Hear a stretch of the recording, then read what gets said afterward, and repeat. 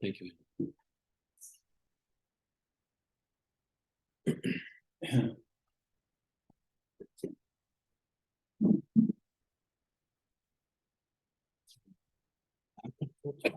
Top standard can be arranged. I'm not sure. Technically, I'm very bad with this thing. Yeah, it wants to stand, talking stand. When I want to stand when I speak. If I prefer, yeah, it's not. We can maybe ask the commission. Sorry. It can be arranged from here. No. The question is not here. The question. You want to? Yeah, I want to stand. And, yeah. Okay. Let me see. Let me see. Okay. You can of course.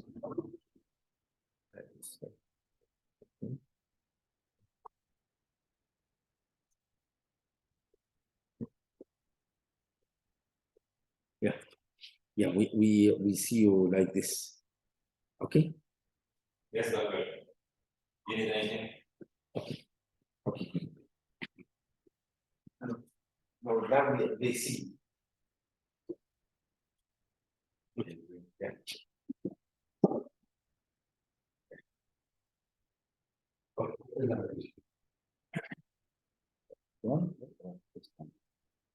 Yeah, it's okay now. Okay. I'd like to welcome you all to this talk. Thanks for coming despite the unpredictable weather. It's a pleasure for me to introduce our speaker today, Dr. Fatih Ermiş. Dr. Ermiş is currently a research fellow at the Ḥalāqq Institute in Beirut. He has earned his doctorate from Erfurt University, and he works generally on intellectual history in the Ottoman world. His work ranges over many topics, but in this particular talk, he will focus on the work on ḳınālīzāde Çelebī, manuscript on Aḥlāқ, titled ʿAlāqqī ʿAlāଈ. Yes. And Çelebī is a 16th century Ottoman intellectual. We know more about him from Dr. Ermiş. And the title of the talk is Balance and Justice, Deconstruction of Premodern Ethic on the basis of Ḳınālīzāde Çelebī, ḥAlāqqī ḥAlāଈ. Thank you for accepting the invitation and thank you for being here. Please, the floor is yours. Thank you. Do I open it? Yes. Yeah. Which one?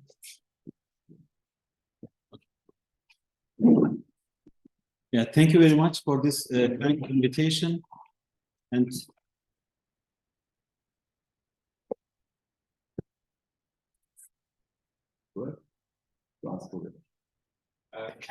It will work even if it's down. Yeah. Has a very high risk. thank you very much for this kind invitation and for the opportunity for me to talk about my research project with you and to discuss it. Yes, I will talk today on Ḳınālīzāde and his famous work, Aḥlāқ-ı ʿAlāଈ. Let me at the beginning.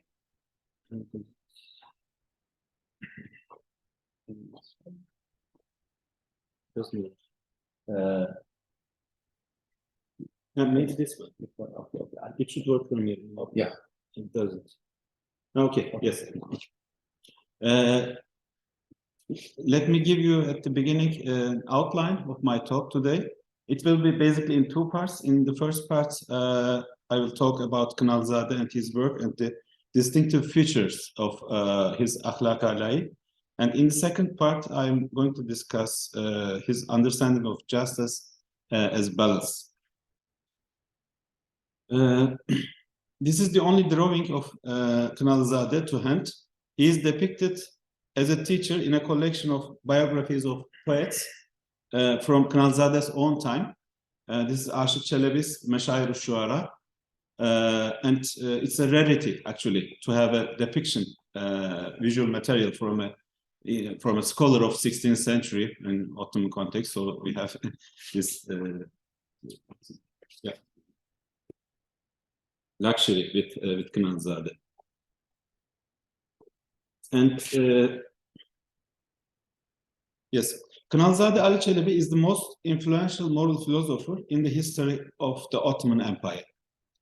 He was not only a scholar and a judge, but also a poet. As an author, Ḳınālīzāde demonstrated a high level of productivity, although his numerous works span a broad range from history to jurisprudence. He became known for his work Aḥlāḳ-ı ʿAlāଈ. Ḳınālīzāde comes from a family of scholars. His grandfather, Abdülkadir Hamidi Efendi, was a mentor to the heir of the throne, Prince Mehmet II. His name, Ḳınālīzāde, comes from the habit of his grandfather, who used to color his beard with henna. Ḳınālīzāde means the descendant of someone with henna. Ḳınālīzāde's father, Miri Emrullah Efendi, and his brother Muslimi were also poets and judges. After working as a judge in Bursa, Edirne, Damascus, and Istanbul, Ḳınālīzāde was named Chief Judge for Anatolia, Anadolu Kazaskeri, second highest rank in the Ottoman Empire in legal matters. Failing to obtain a teaching appointment through Çivizade, he was an assistant of Çivizade, and Çivizade was a strong opponent of Ibn Arabi, Rumi, and other Sufis, although Ḳınālīzāde himself was not, and because of which Çivizade had fallen from favor, because of being opponent of these big Sufis.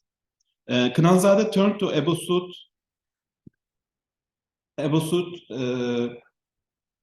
Efendi and managed to impress the Sheikhul Islam, Ebu Suud, with his competence in religious sciences, whereupon he received his first appointment as Mudarris. He also had warm relations with Rüstem Pasha, a two-term Grand Vizier and the Sultan's son-in-law. With Sultan, I mean Süleyman the Magnificent. Ḳınālīzāde wrote Aḥlāқ-ı ʿAlāଈ between 1563 and 65 in Damascus, where he was the chief judge. In his Qudatut Dimashq, Ibn Tulun quotes Bedreddin el-Ghazi el-Shafi'i's opinion that until that point, no better judge than Ḳınālīzāde had come to Damascus, and that Ḳınālīzāde was preferable to all other Ottoman scholars. Ḳınālīzāde had close contacts in Damascus with Gelibollu Mustafa Ālī, an Ottoman historian.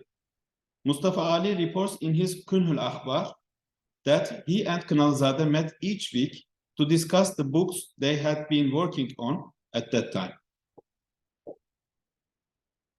This is a quotation from his Kunhul Akhbar. He reports about Ḳınālīzāde. While he was the chief judge in Damascus, he was busy with composing his esteemed work Aḥlāқ-ı ʿAlāଈ. He would show a great affection and friendship towards this poor soul and invite me to join his exhilarant conversation. He would especially hear a chapter from my book Anisul Qulub, which I was composing. He himself would read a chapter from his Aḥlāқ-ı ʿAlāଈ and would ask me to say if there is anything that requires interruption or opposing. He would say that the purpose of friendship is to look at the work with an enemy's eye and point at human errors. Essentially, the work of a given week would be presented by both of us. When there is something to oppose, a correction or rephrasing would be considered an obligation. Ḳınālīzāde died on 5th Ramadan 979, which corresponds to 24th January 1572, induced by a blood poisoning in Edirne, where he was accompanying the Sultan. This is his gravestone in Edirne. We have two couplets in Persian and 1/5 line in Arabic on his gravestone. It's stated that Feridi der vahidi zaman Ali Çelebī ki bad can azizeş be khuld cavidan be sal 979 vefat nemud ve şehri Edirne der pencom mehi Ramazan eşşehir be Ḥınālīzāde. The unique of his time, Ali Çelebī, may his precious soul be in the eternal paradise, passed away in the year 979 in the city of Edirne, 5th of the month of Ramadan, who was known as Ḥınālīzāde. During the 16th century, Ottoman intellectuals displayed a burgeoning interest in writing on various aspects of rulership and government. Ḥınālīzāde was not alone in this matter. Besides Aḥlāқ-ı, we can count Lütfi Paşa's Asafname, İdris-i Bitlisi's Kanun-u Şehinşahi, this was in Persian, Muhi Gülşen's Aḥlāқ-ı Kiram, Taşköprüzade Ahmet's Asrar-ül Kifaye el-İnsaniye ve el-Saltane el-Maneviye as examples. Most of these writings reached a wide circulation. Ḥınālīzāde dedicated his work to Grand Vezir Ali Pasha and titled it after his name, Aḥlāқ-ı ʿAlāଈ, the book of Ali, or by allusion, exalted book. So it has both meanings. And his name was also Ali, by the way. And Ḥınālīzāde Ali Çelebī, and the person to whom he dedicated was also Ali. So there is a wordplay in this regard also. Until now, we have a German translation of Muhabbe chapter. Let me show you this. At this point, I want to talk about the translations of it. In his book, Stimmen aus dem Morgenlande, Rudolf Peiper in 19th century translated Muhabbe chapter, Das Kapitel von der Liebe, into German. This is only about 30-40 pages in original, and here around 60 pages. And we have a complete translation of Aḥlāқ-ı into Italian, which has not been published until now. The only manuscript of this translation is of Bonn University. Giovanni Medun, he was Venetian ambassador in Istanbul, and he translated the whole book. It's a very, very voluminous book, by the way. This is with transcription. This is the Bulak version, Bulak print of Aḥlāқ-ı. And he translated all of this book into Italian and named Alti Costumi, Etica Economica Politica del Turco Mehmet Efendi Ḥınālīzāde di Damasco, because he had written the book when he was in Damascus. And there is another attempt, another translation, the third one, into Arabic, is running in our institute, at Orient Institute. The translation is actually finished. I'm still working on it, putting footnotes, annotating it, and writing an introduction. It will be published probably next year from our institute, the Arabic translation. Until now, the book is not available to anyone who cannot read Ottoman Turkish, because this Italian translation is also a very old language, and for Italians also it's not easy to read. Until now, it's not accessible, only for researchers who can read Ottoman Turkish. Yeah, the second topic in the first part is Ḥınālīzāde's evaluation of previous ethics literature, which I want to discuss with you. How he evaluates this.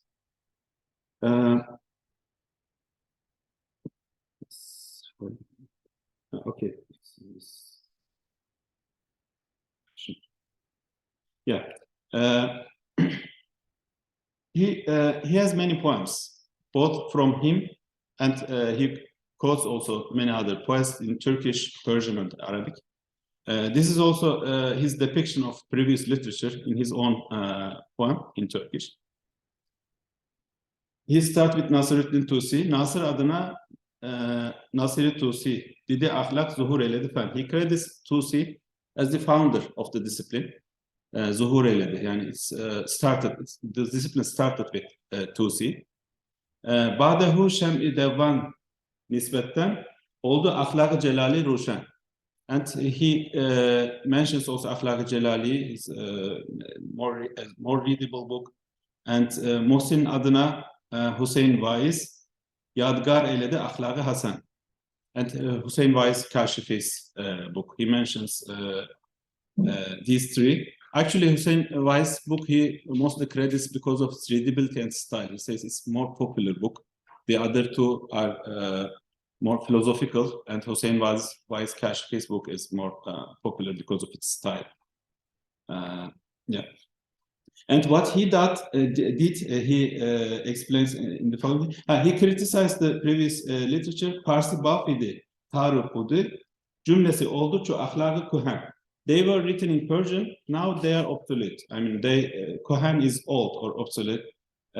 They should be considered now as old books, and we need a new book in Aḥlāқ. This is what he does, his contribution. Eyledim tazeter ol camileri, zerkeşi Rumi ziba eyleme. What he did is, he said, I renewed these old garments with gold symmetry of Rum. So he ornamented this literature. This is his own description of what his contribution was. And at the end, he puts also with abjad date for the book.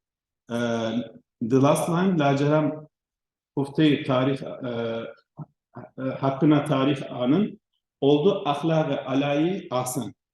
Aḥlāқ-ı Ḥalāଈ ahsan, the object value is 972, which corresponds 1565, the year the book was completed. In his book, Ḳınālīzāde strictly follows the tradition of the Persian philosophers Nasreddin Tusi, Celalettin Devani, and Hüseyin Vaiz Kaşfi, as he mentions. In fact, Ḳınālīzāde's book represents the final installment of this series.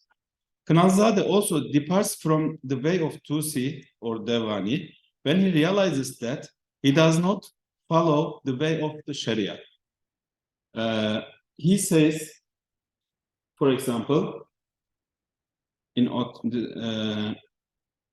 he says, this is the conviction of most of the philosophers and those who follow the Greek.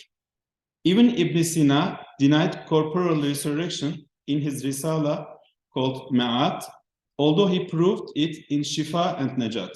So he opposed here Ibn Sina and Tusi because they, in some of their books, they accepted corporal resurrection. In some other books, they denied corporal resurrection. Therefore, he opposes them in this regard. And Nasir Tusi supported the corporal resurrection in Tajrid, but he denied it in this book. However, those wise people with special attention established their convictions on the Sharia of the prophets and prefer the wisdom coming out of belief to the wisdom of the Greeks. He quotes here also a poem from Molla Jami. He quotes, as I said, many poems. He's full of poems. His book is full of poems, but his most favorite poets are Molla Jami, Sadi Shirazi, and Hafiz Shirazi. I mean, he quotes these more than the others. He quotes also many other poets.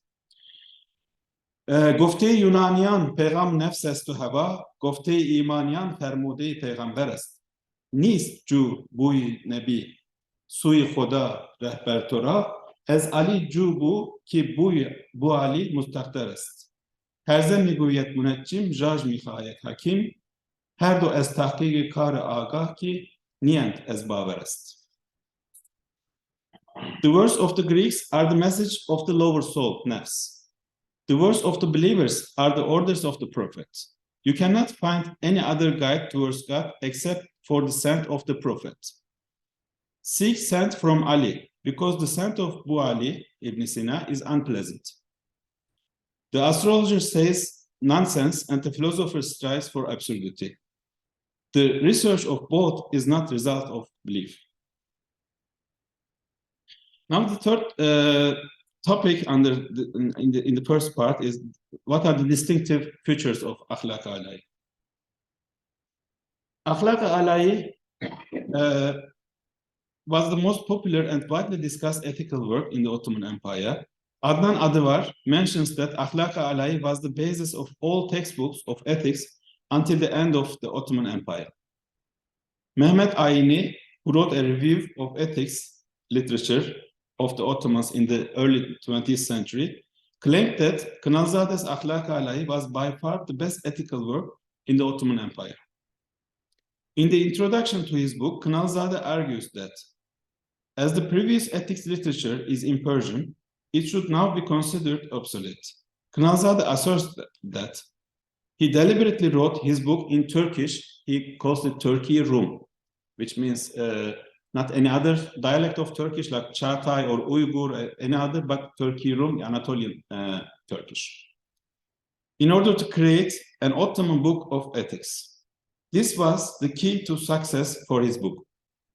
He describes his own contribution to this literature as follows. The previous was a poem, and he describes once more his contribution more concretely in prose. He says, Hacı Nasır and Fadıl Devani wrote extensively about true love and the love of God. I, as a poor man, added honorable instructions and pleasing expressions and quotations to them. If the reader compares their books and my writing, he then thereupon recognizes and appreciates the value of my efforts.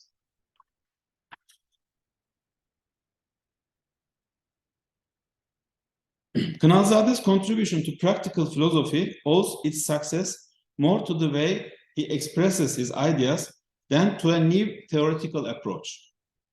Ḳınālīzāde's Aḥlāқ-ı is not only twice the size of Tusi and Devani's works, as I showed before. We can circulate, by the way.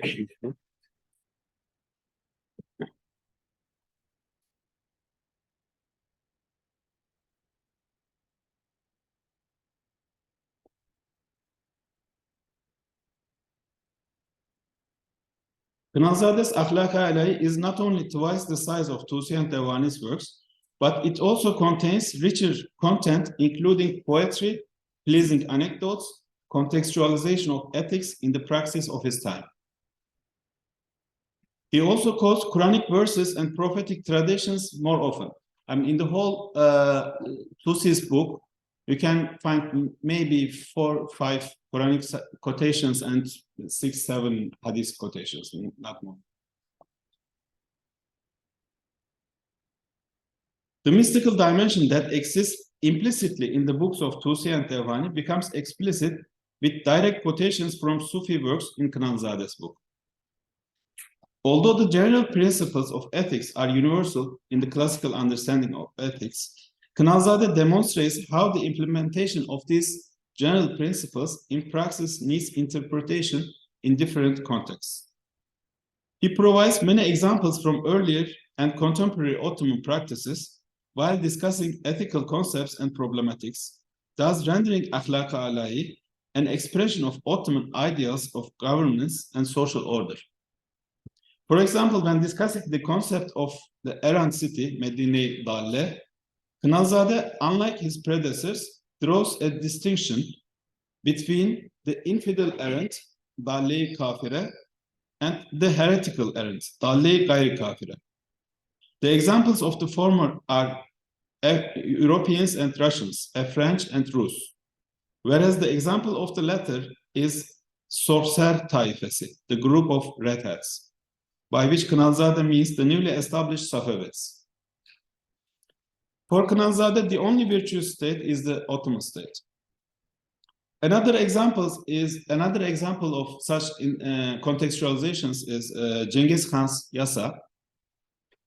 Ḳınālīzāde says about Cengiz Khan's Yasa the following: if you say that it's possible that an authoritative ruler can implement his policy and in his country on his subject, indeed the ruler of the Mongols, Cengiz Khan, was implementing policies which he called Yasa, using intellect and analogy to make his rulership solid. Those who were not complying with the Yasa were immediately executed. And this Yasa was widely accepted among his descendants and subjects. Now, this was if you say this. And we respond to this, yes, this is possible. As long as the state of the ruler and his descendants is solid, and the good fortune accompanies this state.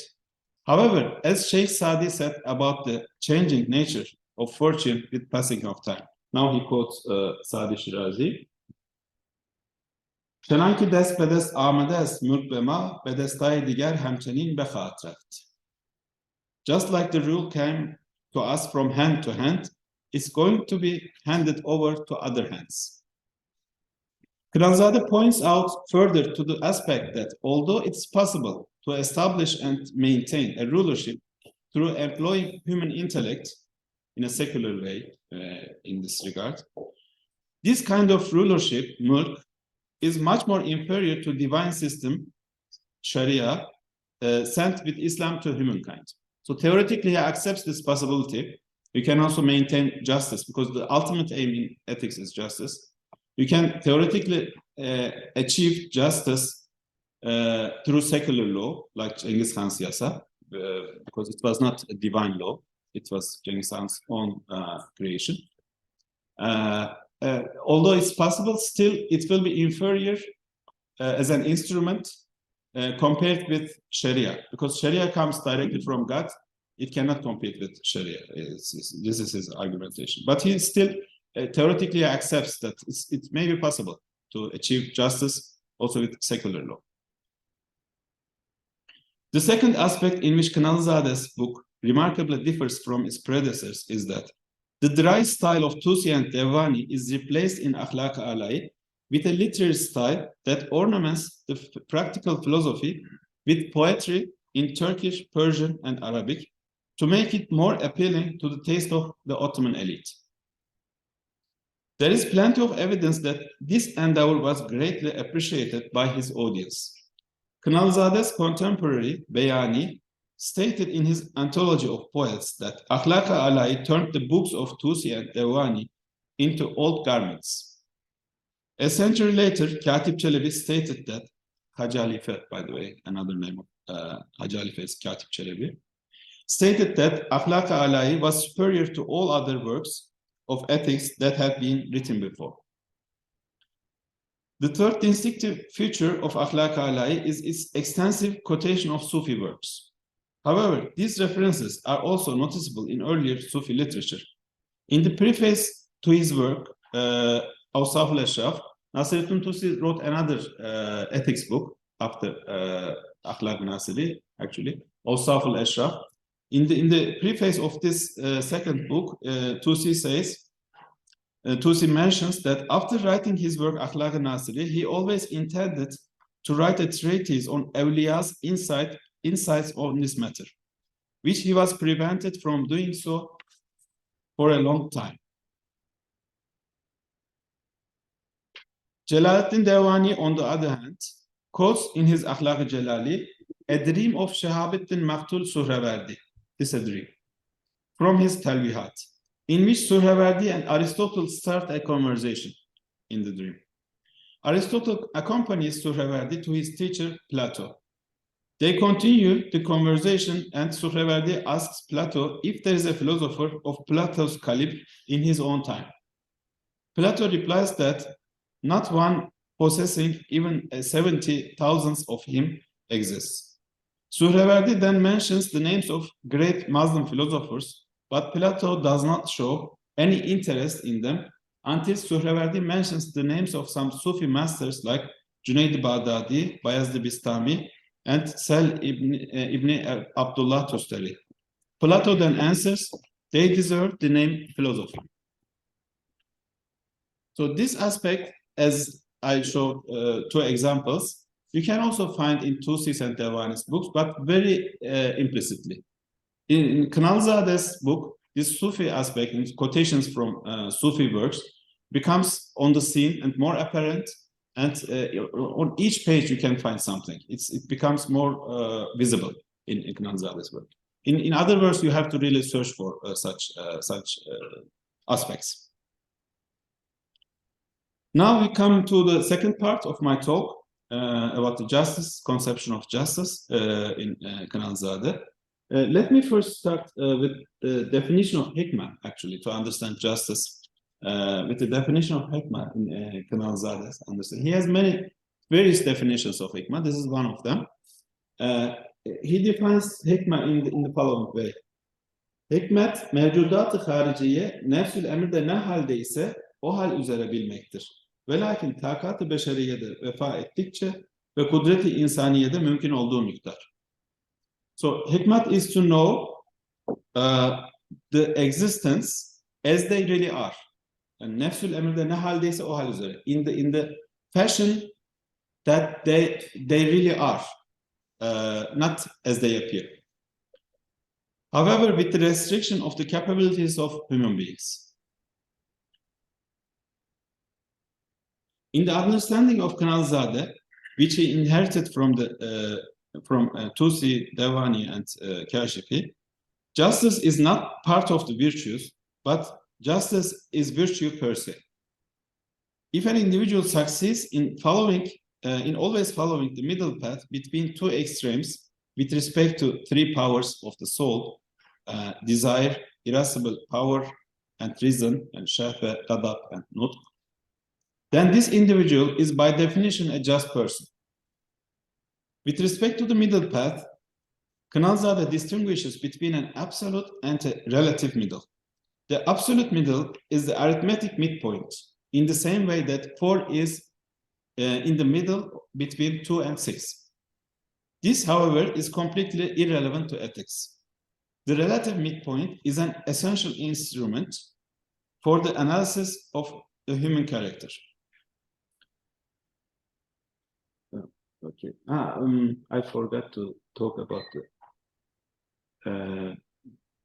the classification of hikmah. Sorry for this. I have to turn back to this. I didn't see my slide. Yeah. After defining hikmah in this way, Ḳınālīzāde, not only Ḳınālīzāde actually, this is the classification of hikmah in also Tusi and Devani's book. They classify hikmah first in two groups: theoretical hikmah al-nazariyya and hikmah al-amaliyya. And theoretical hikmah, theoretical wisdom, search for objects on which we don't have any influence. Therefore, it's nazari and theoretical. Like theology, mathematics, and natural sciences. We don't have any influence on them. We can only search and get information on them. Practical wisdom, al-hikmah al-amaliyya, search things which cannot exist without our will. So these are governance of oneself, governance of household, and government of the state. So these are actually three levels of ethics, and al-hikmah al-amaliyya is actually nothing else than ethics itself. Because each standard ethics book has these three chapters, and Ḳınālīzāde's book, also Tusi's book, start with the first chapter, Aḥlāқ, which is the individual level of achieving justice, and governance of household, ilmi tedbiri menzil, is the family level. At the family level, you have to also try to achieve justice, and then government of state is the societal level. So if you achieve all these three levels, then you have a just society consisting of just individuals. Yeah, we can look closer to the second part, because this part, hikmah amaliyya, is more important for us. Yes.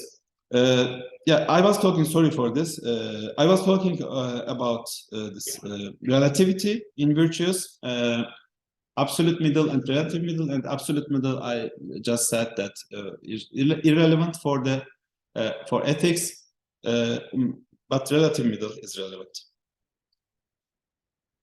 Ḳınālīzāde argues that, moreover, virtues change at different stages of human life in accordance with changing circumstances. This is this quotation. He says, bu ecilden fazilet her şahsa göre muhtelif olur.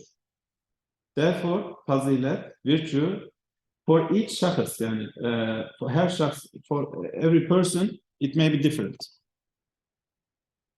A certain trait may be a virtue for one individual, but a vice for another. Or it may be a virtue for one individual at one stage of life, but a vice at another. Ḳınālīzāde here refers to definition of justice as putting everything in the right place. There's just this general definition of justice, وَضْعُ الشَّيْءِ فِي مَكَانِهِ.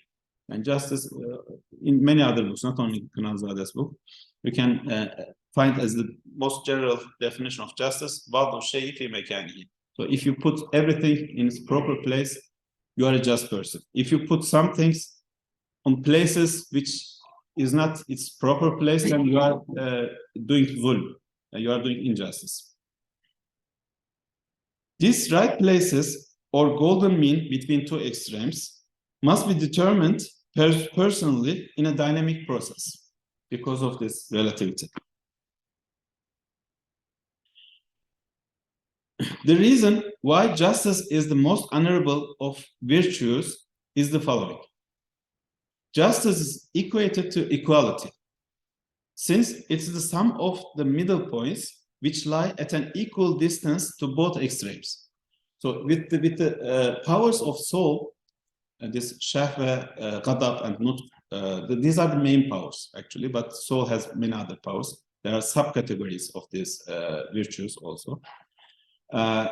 If a person follows in terms of the powers of soul, always the middle points between two extremes, the sum of these middle points is nothing but justice.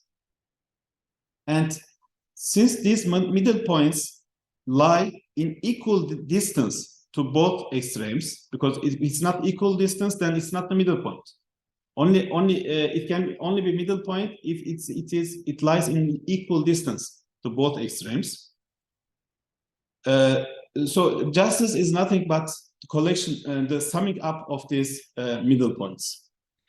Ḳınālīzāde interprets equality as two things essentially being one. So equality means actually when I say A equals B, this implies that A is actually nothing than B. They are one and the same thing. Therefore, equality leads to unity, wahdat. And unity is the most honorable attribute because it points towards returning to the one. In this understanding, justice, adalet, is equated with balance, i'tidal. Since justice is equated with balance, each individual must first attain balance in their soul. In this state, such individual is by definition a just human being. Justice then influences families, and just individuals form just families. A society made up of just families will therefore be a just society and will be governed by a righteous ruler. This principle may be referred to as upward justice. The inverse process is also true. A society ruled by a righteous ruler will form just families, and just families will raise just individuals, downward justice. This argumentation presupposes an organic concept of state and society, which was predominant in Ḳınālīzāde's analysis as well as in the previous ethics literature. Interestingly, these upward and downward notions of justice can also be found in the writings of Michel Foucault.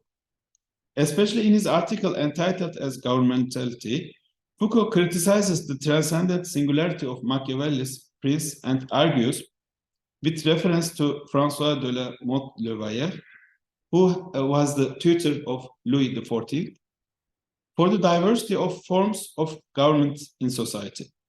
Foucault instead suggests three main forms of government, which are also parallel to Ḳınālīzāde's analytical framework. These are the art of self-government, the art of properly governing a family, the science of ruling the state. Proper actions in these three levels signify the concept of governmentality in Foucault's thought. Upward continuity for Foucault means that persons who want to govern the state well first have to learn how to govern themselves and their wealth. Downward continuity means that when a state is well run, the head of the family will know how to look after their family, their goods, and their patrimony, which means that individuals in turn behave as they should.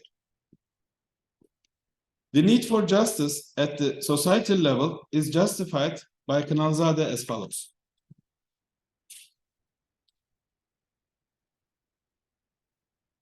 As it is mentioned many times, the most necessary thing for the rulers is justice. This, however, is because of worldly reasons. He paraphrases this as follows. Dünya cihetinden. Actually, justice for Ḳınālīzāde is not only good in order to gain rewards in the hereafter, but for a ruler, it's even necessary, even if a ruler looks at the issues from a secular perspective. Even at this level, he says, dünya cihetinden, from worldly reasons even, it's inevitable. Not only necessary, it's inevitable. In effect, justice increases state revenues in the following manner. Treasury is a result of prosperity of the country. When the country is not prosperous, people do not possess riches. And prosperity can be maintained through justice.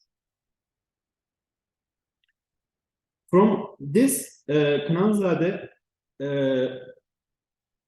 goes to circle of justice, from justice to circle of justice, which is not his invention, of course, is an antique idea, circle of justice. Even Tusi and Devani, they also mentioned this, but this goes back to Greek and Sassanid roots, the idea. But this is Ḳınālīzāde's formulation of circle of justice. As we can see, in the middle, it's daire-i adliye stated, and it starts here, actually, at the bottom. And we have eight sentences, eight argumentations following each other. It starts here, Adl-de mucibi salahi jahan. So this is the first sentence, starts with Adl and ends with jahan, word. And the next sentence starts with the last word of the previous sentence. Jahan, this was Jahan. Jahan bir bağdır, divanı devlet. Devletin nazımı şeriattır. Şeriata olamaz, hiç haris illa mülk. Mülkü zapt eylemez illa leşker. Leşkeri cem edemez illa mal. Malı kesbeyle raiyettir. Raiyeti kulide padişahı aleme adil. The last word of the last sentence is adil, and the first word of the first sentence was also adil. In this sense, Ḳınālīzāde also aesthetically built a circle. I mean, not only in terms of the content, he builds this circle also in a philosophical and aesthetical way. And this is the translation of these 8 sentences. It's justice that maintains peace in the world. The world is a garden and its fence is state. The order of the state is Sharia. There is no better guardian for Sharia than authority. Authority cannot be maintained without an army. An army cannot be instituted without wealth. Wealth cannot be obtained except through the producing subjects. The subjects serve the just ruler obediently. By applying the definition of justice as putting everything in its proper place at the level of the individual, family, and society, this Sasanian and Greek ancient thought produced the first formulations of the famous idea of circle of justice, which consists of a sequence of arguments, as I said. In summary, the circle of justice says that the Sultan, if a Sultan rules justly, the subjects will be concerned with their sustenance, which will increase production, thereby increasing the tax revenues of the state. This, in turn, gives the Sultan the power to exercise justice. Because without military power, he cannot exercise justice. His word will not be effective. In the version formulated elegantly by Ḳınālīzāde, the last word of each sentence, as I said, is the first word of the next one. As such, the circle is closed with no beginning or end in these subsequent determinations. Each determination necessarily causes the one that follows. With this, thank you very much. Yeah. And thank you very much.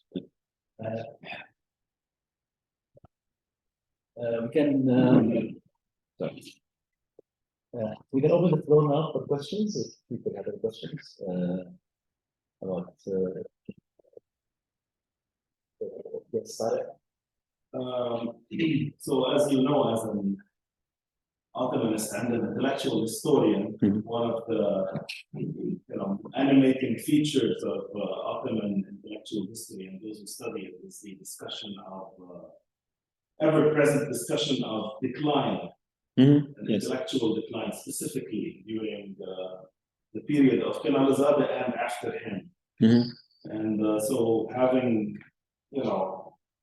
very deeply studied Ḳınālīzāde and his contribution to the field of ethics through ḥAlāḳ-ı,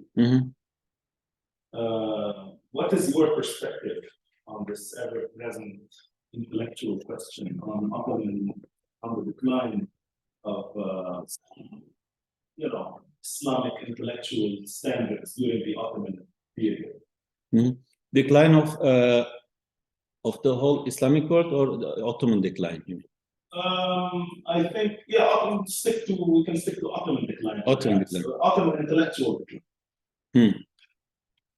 I think because, I think even more broadly, the Ottoman period is regarded as a period of intellectual decline, even in broader Islamic history, whether for better or worse, whether it's true or not. Just so I that's why I'm asking. Yeah.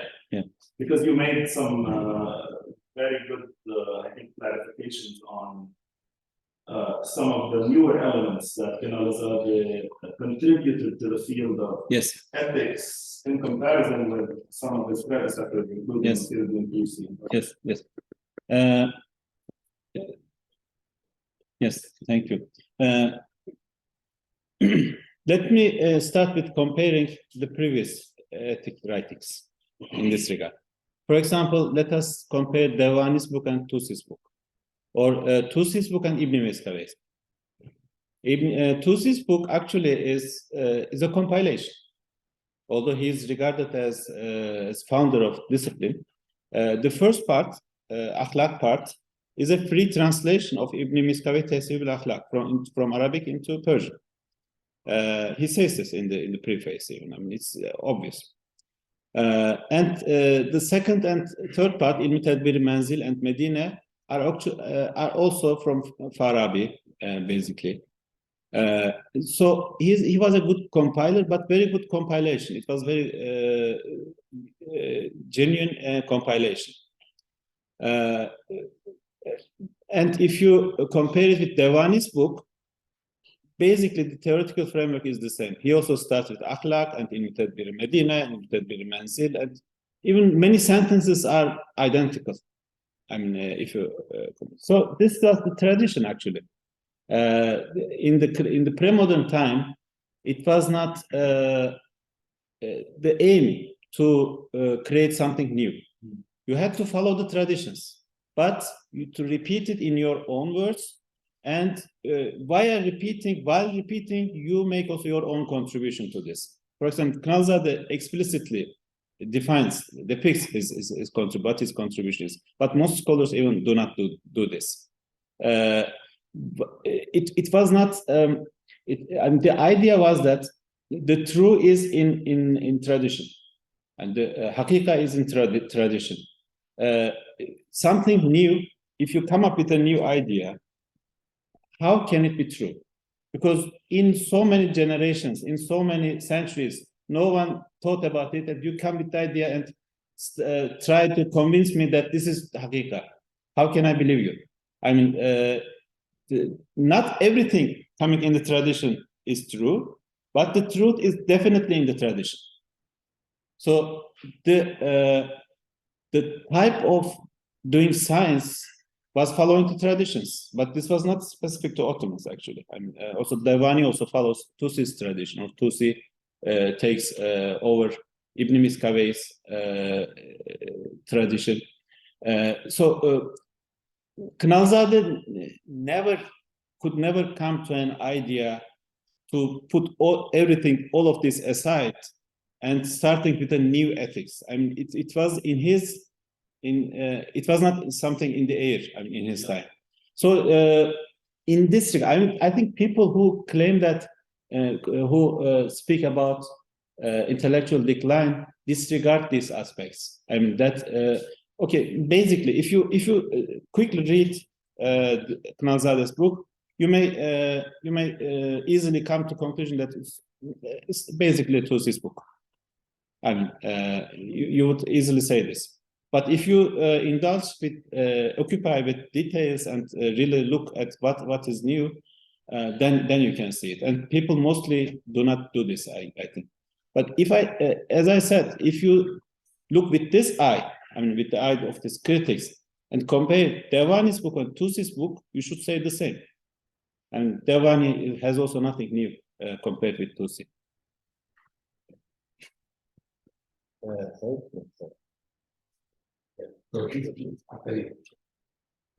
you very much for a very interesting talk. My question is about this notion concept of justice and this is something that from the quotes that you mentioned was there, but I think it is there in the divorce of other sutras and that they say a lot about the consequences and the significance of justice. That if it is there, then all sorts of things will happen for individuals, for society, for government. Yes. They do not say what it is. What is the content, content of justice? There is that definition that putting everything belongs to. But then again, if you want to work with that concept, you can't get too far. You don't know exactly what that. Yeah, this is too vague. Yeah. And so I was wondering with that, like Rumi said, I'm sure you know about that,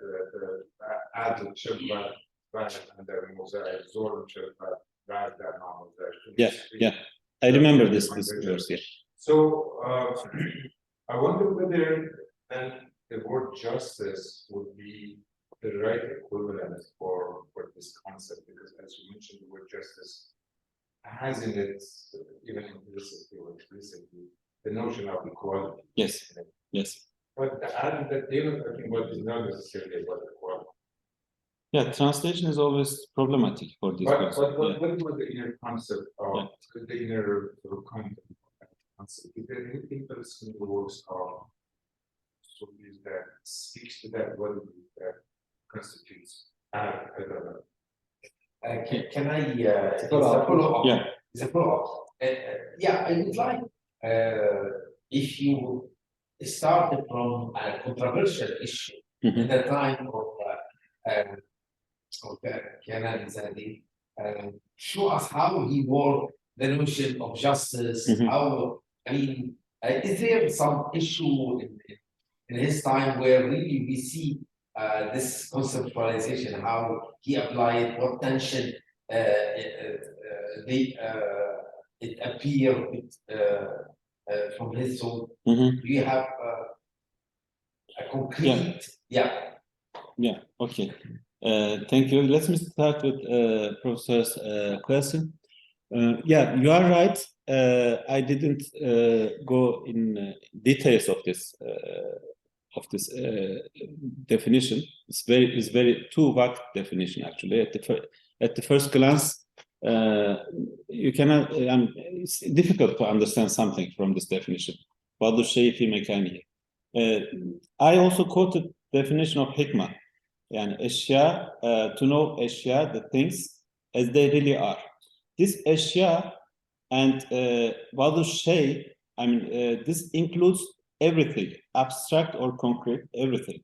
And bazı şey here means putting something. For example, your anger is something. Your generosity is something, is a şey. And you have to put everything in its proper place. In this case, you will be a just person. If you use your anger in a place where you shouldn't use, then you are doing zulm. Or if you abstain using your anger, although you are supposed to use, you are also doing zulm, because you are not putting something in its proper place. So, for example, Rumi, the verse that you quoted, Rumi gives an example for this. He compares Adam and Satan. why one of them is rewarded afterwards, although both of them did one big mistake. Satan did not obey God's order, and Adam transgressed the limits and ate from this tree. Why Iblis became mal'un afterwards, and Adam is rewarded? He explains this with what happened afterwards. He says, Iblis said when God asked him about the reasons of his deed, Iblis said, Bima aghwaytani, because you led me astray. So he did not follow adab, Rumi says. Although the content of what he said was correct, it was not important. He did not follow adab. And Adam said, Rabbana zalamna anfusana. He accepted the mistake on his own nafs. So he put something on its proper place, Adam. And Satan did not follow adab and did not put this thing in its proper place. He accused God for his own deed. As Iblis accused God. So these are examples of what it really means, putting everything in its proper place. If you put everything, all of the powers of your soul in the proper places, if you show your generosity where it's needed, and if you abstain giving money where it's not good to give, for example, and if you follow a middle path between wastefulness and being hard-fisted, then you are putting everything in its proper place. This is the definition of justice, and in this regard, justice is nothing else than balance. Actually, being a balanced person is at the same time being a just person. Yeah, for your question, sorry, I don't remember exactly, because justice is such huge concept. Justice is everything in his book. I mean, and justice includes everything. The whole book is written for a clarification of justice, actually. Justice is, I can say everything, yeah, everything in his book. Yes, please. Mm. Yes, I'm interested in knowing about the education that Ḳınālīzāde, sorry for the pronunciation, had in order to become a reference in philosophy. And the question goes, did he have access to Greek philosophers? Was he also, because his ideas are excellent, but okay, there's certain similarity, with this whole concept. Yeah. Thank you. Yeah, that's a good question. Thank you. Yes, he had a madrasa education, standard Ottoman madrasa education. He was a judge, actually, a faqih. He also had written risalas and in fiqh, but he did not become famous for these writings. I think this was his life project, because he also wrote ʿAlāḳ-ı towards the end of his life. He was at 60s, around 60s. This was his life project, and he prepared himself, as it appears that from the book, he prepared himself many years to write this book. And when he was in Damascus, he found time, apparently, to write this book. Basically, as I said, his profile is a Ottoman mudarris, Ottoman scholar. And this is his education background, but he was a poet at the same time, like his brother and father. And what was your second question? No, it is through his Greek philosophy. Yes, second part. Yes, he did not know Greek language, but this was not necessary in his time. In his time, Greek philosophy was something in the air for scholars. I mean, they were reading this through Arabic or Persian or Turkish. By the way, Turkish only in his time, in 16th century, slowly became a scientific language. I mean, Ḳınālīzāde insists in writing his book in Turkish, as I said. And in the 14th and 15th centuries, there were big attempts of translation from Arabic and Persian. After these big attempts of translation, in 16th century, Turkish started becoming a scientific language. Before that, no Ottoman scholar would write such a book in Turkish. If he wants to write either Arabic or Persian before 16th century, no one would write it in Turkish. It was also risky because to write in Turkish at that time meant maybe deficiency of being able to write in Arabic or Persian. It may imply something like it was a risky project actually. Go ahead. Okay. So following up on your very last comment, Yeah. I had a question in mind about multifaceted question about language. Number one, you mentioned an Italian translation. Mm-hmm. When was this Italian translation produced, and why was it produced? Was it produced because, I mean, if it were produced at the time that, or shortly after Ḳınālīzāde wrote Aḥlāқ-ı, No, it's around 2 centuries later. Okay. Yeah, 2 centuries later. Do we know why it was produced? We don't know. I cannot read Italian. I mean, I guess that there may be, he was an ambassador, the translator was an ambassador. There may be some writings of him, personal writings to his friends, etc. in archives, but I cannot read Italian. So it may be obvious in these writings, maybe. I don't know, but it's definitely incredible effort because ʿAlāqq-ı, the language of ʿAlāqq-ı is not only today difficult to understand.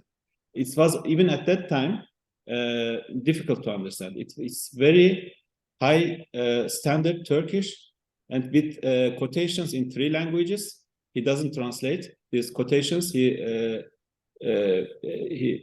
accepts that the reader can read Persian and Arabic anyway. So the translator, I talked with some Italian native speakers, researchers also, even successfully translated these Arabic and Persian quotations also. So it's incredible. I'm still wondering what was his motivation for doing such big attempt to translate such voluminous book. Which brings me to my follow-up question, which is, what is your motivation for translating it into Arabic? I did not translate it. Oh. Yeah, we found someone, a Syrian guy. It's a big attempt. I didn't have time for this. He translated it, but I'm annotating it and writing an introduction to it to make it more reader-friendly. But I couldn't have time, I guess.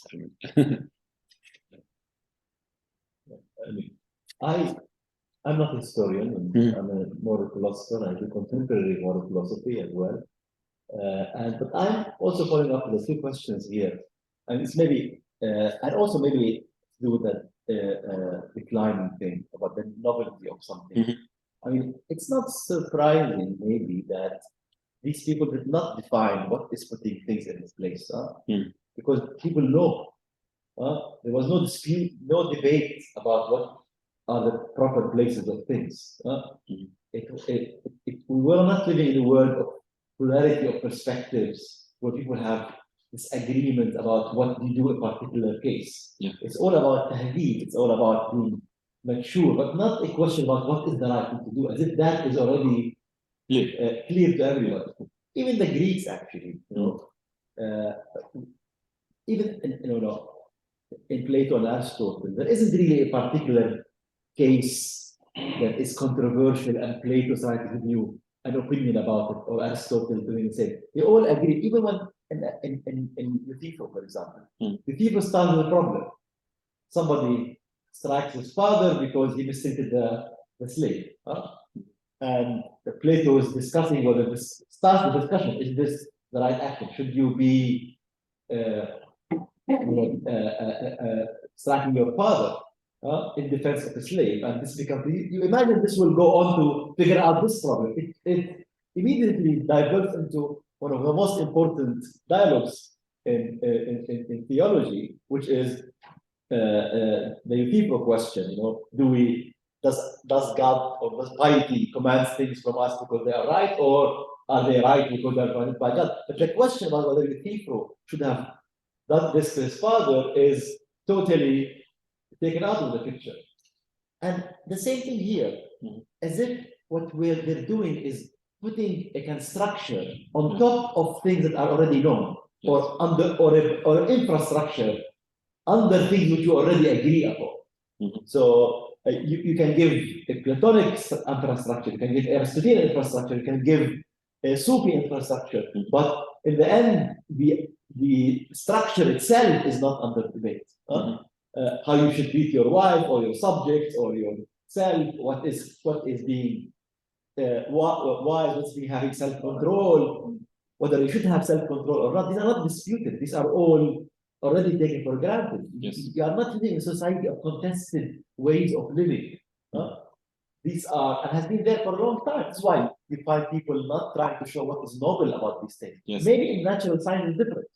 Maybe in natural science novelty was of a different kind, because now we're encountering, at least probably in astronomy and math, so I'm not sure if this is, and sometimes this frustrates me because I'm used to debates, should we do that or not, and what the underlying reasons for that. There, I don't find any kind of, and therefore I don't any kind of translating the principles into specific issues, and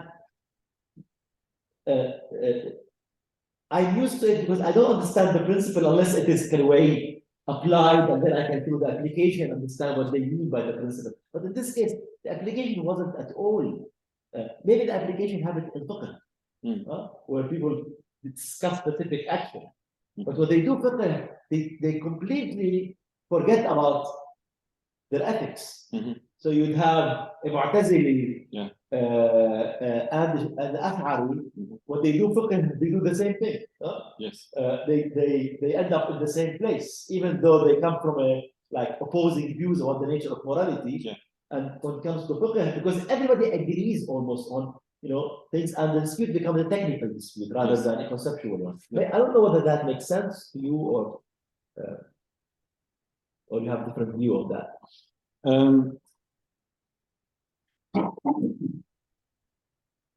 Yes, I agree that this genre, I mean the Aḥlāқ genre, and also in Ḳınālīzāde's book, it's apparent that they take many things as granted. I mean, it's obvious from the work, and they just build on these granted things. I mean, which everybody accepts, and yes, I take this as comment, and I agree. Yes. And what they do, they engage in dispute, but nothing to do with the background. Yes. Yes. This distinction between fiqh and Aḥlāқ, and before 2C also, there was attempts to write on ethics, Islamic ethics. I mean, 2C is very late, 600 years after Prophet. So what was in this time?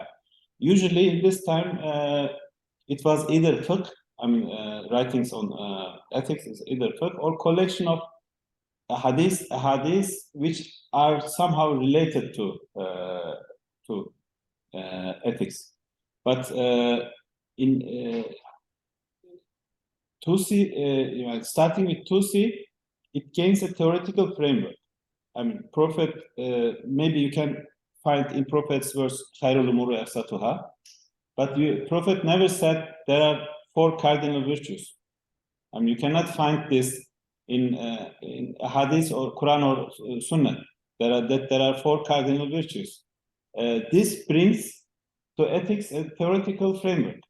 I'm accepting this 4 powers of soul, and derived from 4 powers, these 4 powers, 4 cardinal virtues, and everything else derives from this conception. And this is actually what Tusi not himself, but he compiled it very successfully. And the others just followed the tradition. And Devani, Kashifi, and Ḳınālīzāde followed this tradition.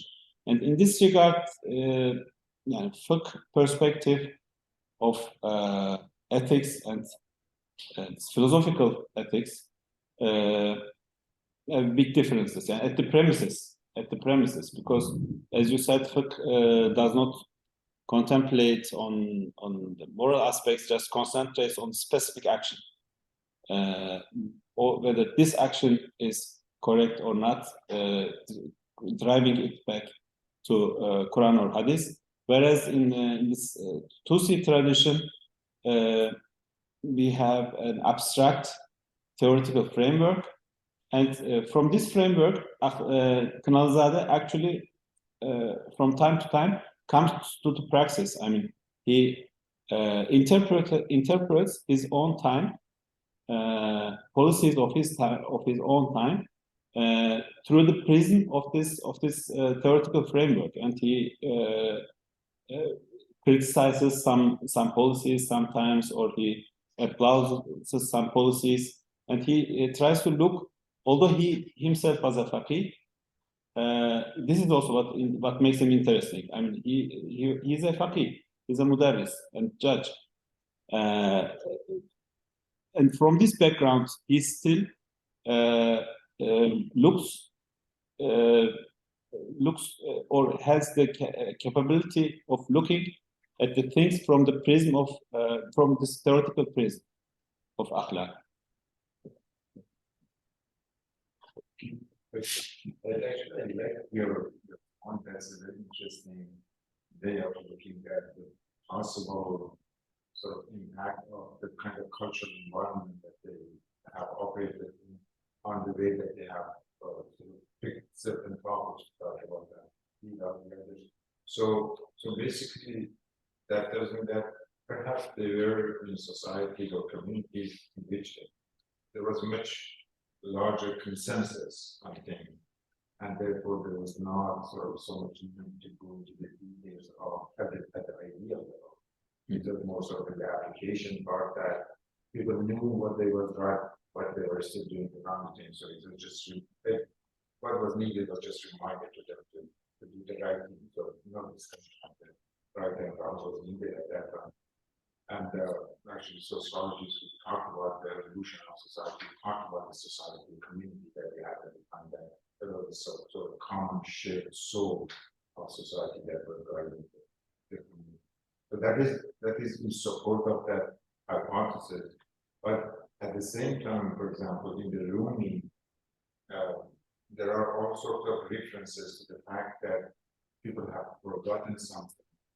And because of that, we got into so many fierce conflicts. We had this verses Chunki Rangi Asi the Rangisho, that means when the colorlessness gave him colors, you see that Janisho. Even Moses got into the fight with the those who are supposed to operate in the same operating system with conflict with each other. So this is interesting. These are two sort of competing visions of society and cultural environment of those societies, and how they would have sort of reflected themselves in that idea. Maybe I can. Maybe it's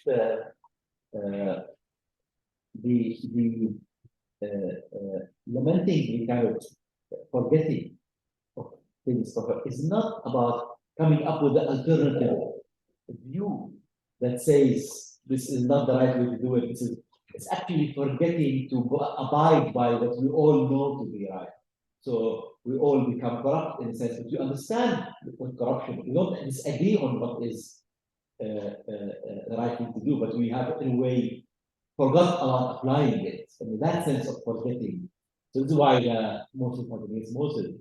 Not because somebody comes with a new way of looking at things. It's not somebody say, oh, we should give women equal inheritance, and somebody says no because of different values. It is not part of that. It's not about it's not a new way of looking at society, new ideas and clash, other cultures coming in and more eyes on even other cultures were having the same anyway. It was wasn't a big gap between the different kingdoms around each other.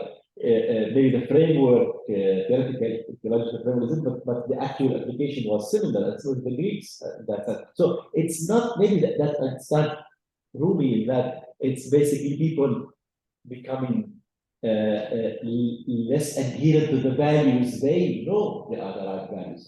So maybe that's, but not in the actual clash in society between different ways of doing. But the idea is with fiqh that there they come to disputes. But the disputes do not relate to philosophical or ethical arguments. They become purely technical, legalistic ones. You don't go back and say, oh, because of my ethical principle, I'm going to explain this ruling differently than you. It becomes purely technical. In the same way now you consult lawyers about contracts. You don't ask the questions about is it moral or not. You simply do it technically. Although the relation between the fiqh and the right thing to do is not as clear as it is between law and ethics. Although, of course, in some cases, law and ethics are also quite connected, especially in the common law tradition in the US. So anyway, this is puzzling me a lot how those two areas did not relate much. What the faqih does as a faqih is totally independent what that same person does as a philosopher, as a theologian. There's no, in a way, interconnectedness between. Again, you are right. Mu'tazili faqih behaves like an Aḥlāḳ-ı faqih in terms of ruling, and they disagree completely about the nature of moral values and the relation between the text and the script and ethics. They have, but they end up very similar. Similar conclusions. Because my view is that there was no dispute actually about the ways of doing things. You point out very interesting aspect actually. Maybe I'm mistaken, so I'm not a historian. Maybe there are actually ways of making the connection between the theology schools and philosophy schools and ethics. Even Farabi and Messina and all those with the Greek tradition did not actually come up with any concrete examples about we disagree with how things are done and this is how we would like things to be. They gave a kind of general picture of without actually any kind of connectedness with the way society was running. It's in a way, divorce from practical reason was default from practical things. It wasn't a practical reason, it was a theoretical practical reason. That's it. Anyway, I want to how this tradition continues in Aḥlāq later. Is there a tradition after that in the Ottoman writing and after after Ḳınālīzāde? Yes, this continued actually until modern times. I mean, we have also Muhyi Gülşenli, for example, Aḥlāқ-ı, similar to. I mean, it takes Ḳınālīzāde's book like a example and other examples. But it's continued until end of Ottoman Empire. But none of these attempts of ethical writings even came close to the fame of Aḥlāқ-ı ʿAlāଈ. It was printed in Bulaq, as I said, and circulated so much in the whole Ottoman world,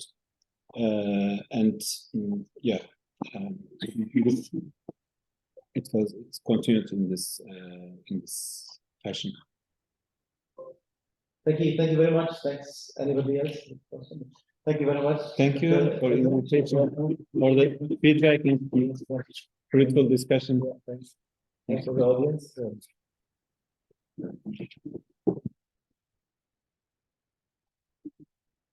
you staying? How long are you staying in Lebanon? Since 4 years. Here. Yeah, yeah. Okay. And how long are you staying? Maybe 2 more years. 2 weeks. Okay. Yeah. Because I'm traveling tomorrow to Saudi Arabia in the morning. And otherwise, we will go for. But maybe when I come back, we can do something with Saudi. Yeah. Absolutely. Study